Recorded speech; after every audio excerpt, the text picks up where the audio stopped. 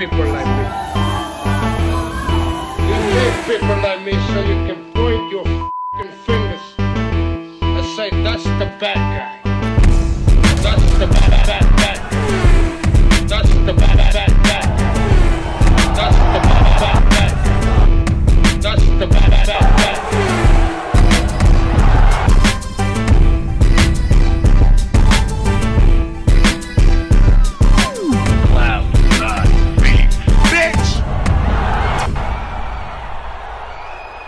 Welcome to the motherfucking relay. We're covering today's top boxing news. Okay, we'll start with this. Bit of a comedic exchange between Errol Spence Jr. and one of his supporters, one of his fans. A guy who goes by the name The Real Re-Up said, "Yo, I knew Errol Spence was keeping quiet because he was training. He's plotting. I'm telling y'all, he's gonna stop Fundora and run that get back with Bud and unify at 154. And I swear, it's gonna be a real war this time, and it's gonna go to a split decision.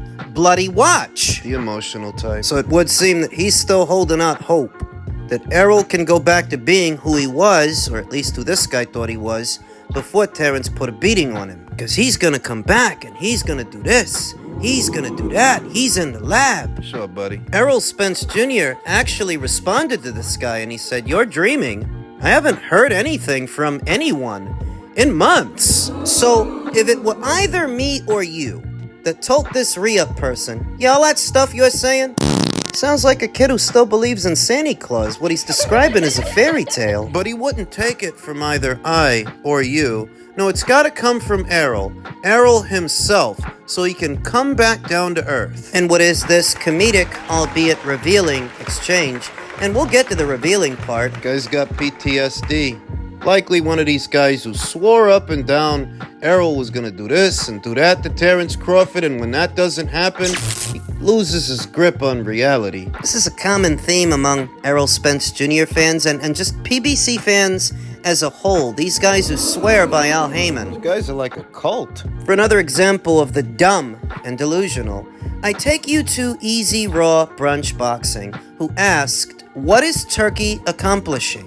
He had brought a lot of things in boxing, but it sure doesn't feel like he owns boxing. A strong PBC schedule would have more effect on the sport than everything done up until this point. Ortiz versus Boots in Saudi will not make any noise. He's not happy? Not if Al Heyman is not in control, and not if Al Heyman isn't involved. He asks, "What is Turkey accomplishing?" He bought Ring Magazine. He brought Frank Warren and Eddie Hearn together. He's staged several shows featuring fighters from Queensbury, from Matchroom, from Boxer, from PBC, from Top Rank. You're asking, what has he accomplished? He's managed to deliver the boxing fans the first undisputed heavyweight champion in over 2 decades, the first light heavyweight undisputed champion in over 2 decades, and you're asking, what has he accomplished? Do you live under a rock? No, he's just not happy unless Al Heyman is at the helm, unless Al Heyman is in control. Another boxing fan who goes by the name Kid Irv asked him, "Do you think David versus David and Tank versus Roach will have a bigger impact?" To which he replied, 100%. It will have eyeballs. Huh? Gervonta Tank Davis and David Benavidez fought on the same bill earlier this year, and it didn't have the eyeballs. It didn't have an impact. In Gervonta Davis's own words, the promotion was shit, so he skipped the grand arrivals. But you let this guy tell it, Gervonta Davis versus Lamont Roach is gonna have the eyeballs? Dumb and delusional, like the other guy, that Spence fan. There's no other way to reconcile it. The things these people convince themselves of. So are you a boxing fan or a Heyman fan? Because there's actually a lot going on in boxing, just not a lot going on with Al Heyman. There's been a lot going on in boxing this entire calendar year. Just not for Al Heyman. Not for Errol Spence Jr. Back over to Errol Spence Jr., who said, "You're dreaming. I haven't heard anything from anyone in months." So where this guy basically cooked up his own fantasy as to what Errol is up to, Errol Spence Jr. himself had to bring him back down to earth. But was that really necessary? I mean, look at what the circumstances are. I understand that there's a lot that's left of the imagination, but there's also a lot that isn't. Errol Spence Jr. hasn't fought in well over a year. He's coming off a really bad beating. He's not with his career-long trainer Derek James anymore, and he hasn't announced his replacement. There have been rumors for weeks and months about a potential Sebastian Fundora fight, but most of what you've heard has been third-party information. Nothing was confirmed. A date, a location. Read the tea leaves. The PBC only did 5 shows this year. 2 Canelo fights, and we know that Canelo's fights basically pay for themselves. 2 Tim Tszyu fights. One that was a pay-per-view, and one that wasn't. The one that wasn't, No Limit Promotions actually paid for that, not the PBC. And the Gervonta Davis, David Benavidez doubleheader that didn't sell anything. Read the tea leaves. These guys went from doing something like 18 and 19 shows last year on Showtime to just 5 on Amazon. 4 out of the 5 were pay-per-views. You can't see what's going on? That it's been well over a year since Errol Spence Jr. fought Terrence Crawford. The longer Errol is out, the more difficult it will be to come back. Don't you watch boxing? What's revealing about Errol Spence Jr.'s response is that he, in his own words, said he hasn't heard anything from anyone in months. You guys know that I've been skeptical throughout as to whether or not Errol Spence Jr. would even come back, let alone against Sebastian. I questioned, and still question, whether or not that fight will happen. We know of at least 2 shows the PBC are doing next year. David Benavidez versus David Morrell in February, then Gervonta Davis versus Lamont Roach in March, which would then have to mean if Errol's gonna come back, it'll be after that. April, May, which would bring his stint of inactivity closer to 2 years. He's gonna fight Sebastian Fundora after close to 2 years of inactivity, breaking in a new trainer? You're telling yourself that he's gonna knock out Sebastian under those circumstances, and not only that, he's gonna run it back with Terrence. PBC ain't got no money, bud. That's why they only did 5 shows this year. 4 out of the 5 were pay-per-views, and the one that wasn't, they didn't even pay for that one. Got money problems. They ain't got no money. That's a problem. So if they ain't got no money, what incentive is there for Errol to come back? This is prize fighting. What do you think this is? Where have you been? Didn't you see when Errol said that the next time you see him might be the last time you see him? What do you think he was getting at? People are dumb and delusional. It's not that there's nothing happening in the sport of boxing, in the world of boxing. There's a lot going on and more to come. But they're not happy with any of that if it doesn't involve Al Heyman, if it doesn't involve those PBC guys. These are not boxing fans. Frankly, I don't know what the hell they are, but there's enough happening in boxing and more to come that you shouldn't be focused on a quasi-retired Errol Spence Jr. or waiting for a PBC revival. Even worse is that guys like me told you this was coming. Guys like me told you this would happen. You can lead a horse to water, but you can't make him drink. We've talked about what's not happening in boxing. Let's talk about what is. Per Chava ESPN, Salvador Rodriguez, who says, I am told that yes, Carlos Adames versus Hamza Sheeraz is coming February 2025 in Saudi for the WBC Middleweight Championship of the World. An announcement is expected very soon. If we haven't gotten one yet, it's likely because they want to announce the full card. Nunez versus Kakache, Ennis versus Ortiz, and now Adames versus Sheeraz. A fight that former champion turned analyst Chris Algieri describes as a potential banger. And don't let it go over your head that Carlos Adames is a PBC guy, but he won't be boxing on a PBC show. Chris Algieri has called the potential February clash between champion Carlos Adames and Hamza Sheeraz an excellent fight and a potential banger. Speculation has intensified that they could be headed into a February 22nd bill in Saudi,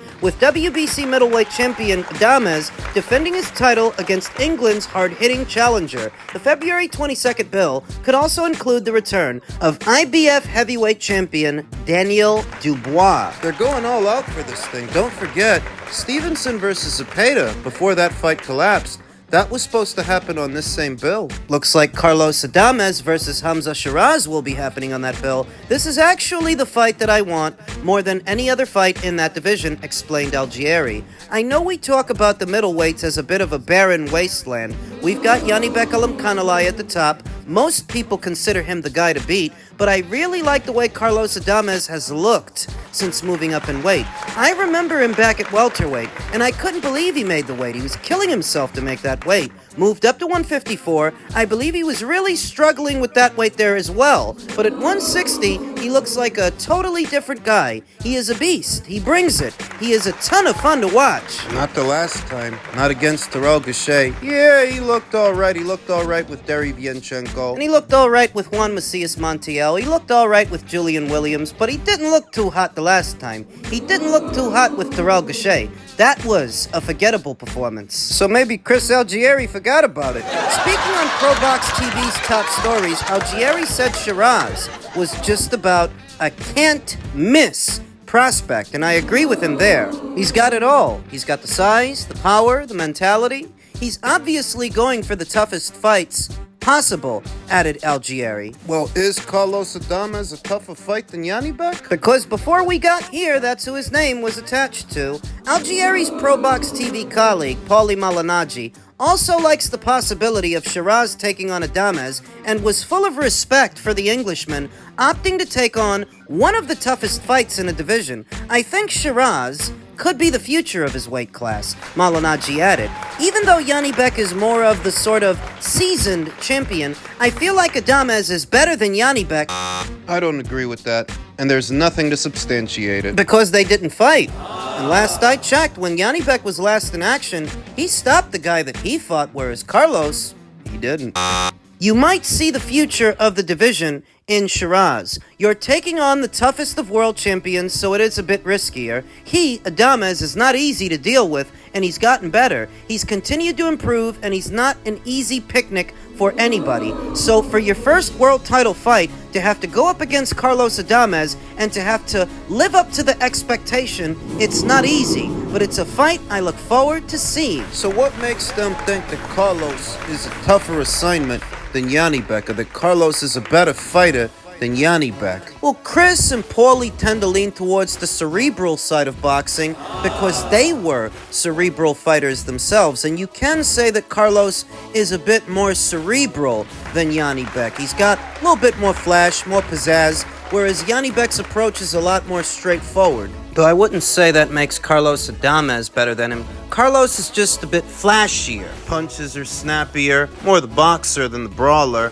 Shows the switch it, and he can box orthodox, he can fight southpaw. I think it boils down to preference, really. If you feel that Carlos Adames is in any way, shape, or form better than Janibek, it's not necessarily because he proved it so much as you might prefer his style of boxing, as there's a lot more flash and pizzazz to it. Excitement is returning to the middleweight division, but all hope for it is resting on the shoulders of a Sheeraz win. Because if Carlos wins, I'm stuck in a shit and nothing will have changed. Something needs to. So Hamza Sheeraz is basically a giant at middleweight. I mean, this guy's huge. Punches hard, but oddly enough, he seems to make the weight all right. Trained by veteran trainer Ricky Funes. A guy with that kind of height and that kind of length, coupled with a piston jab, the range control that it allows him, it makes it a very difficult assignment to get close enough to him to land punches because he towers over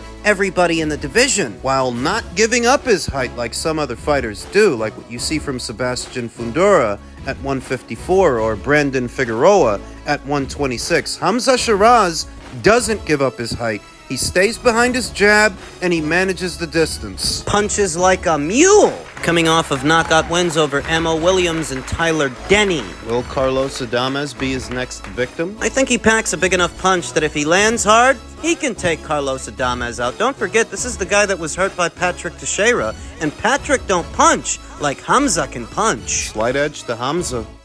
Now, before we got to this point, you will remember that the WBO actually ordered the fight between Hamza Sheeraz and Janibek Alimkhanuly. Hamza chose to forego that fight for a shot at the WBC. To that, the WBO has come up with a new provision that Rick Glacier talked about. He said, new WBO president Gustavo Olivieri has implemented some new rules. One being, if you turn down a world title shot from the WBO world champion, you get totally removed from their ratings. Hamza Sheeraz was the first turning down a Yanni Beck title shot. Rightfully, Sheeraz totally dropped from the rankings. Great rule, and that rule is for everyone. In the case of Hamza Sheeraz, the rule is largely inconsequential because even if he is completely removed from their ranked standings, it's to walk into another title shot, so that would have been the case anyway. Where the rule is effective and helpful, Hypothetically speaking, might be for another fighter that's just squatting on a rank.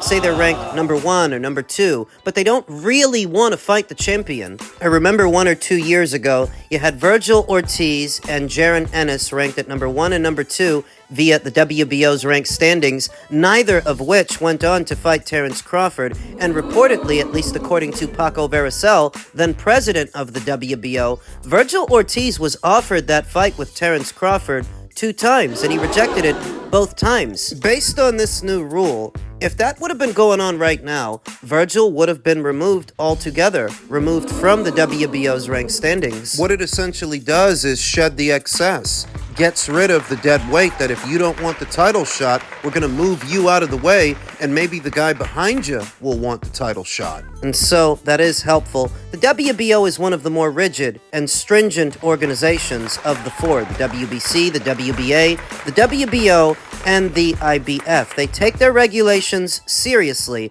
and they don't exhibit as much flexibility as, say, the WBC. They're not supposed to. Or the WBA. The function of these alphabet organizations, if they actually serve one, is to give these divisions a hierarchy, A pecking order. structure, and governance, that it's not just a free-for-all, ensuring that the best in show will permeate to the top, and if nothing else, those ranked fighters paying sanctioning fees will get their opportunity. The mandatory process is often met with mixed feelings. Some people are for it, some people are against it, but the bottom line is, for a lot of fighters who maybe don't have a major push behind them, a major promoter, or that big a buzz, this is their only shot at the big time. Look at a guy like Bakram Murtazaliev via the IBF.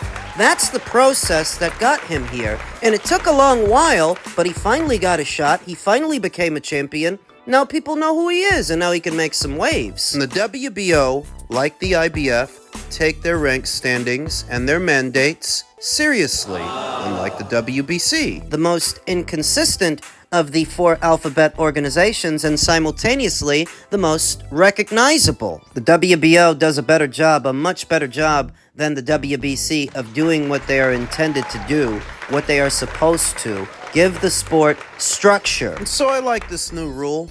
It prevents squatting in the rank standings. Guys just sitting around, apprehensive to face the champion, taking up space. Boxing doesn't need that. There's enough dead weight already. Though as stated, for Hamza Sheeraz, who so chose to forego a WBO title shot, being dropped from their ranked standings is inconsequential because he'll be fighting for another belt with another organization in his next fight. So he was going to be dropped from their ratings anyway.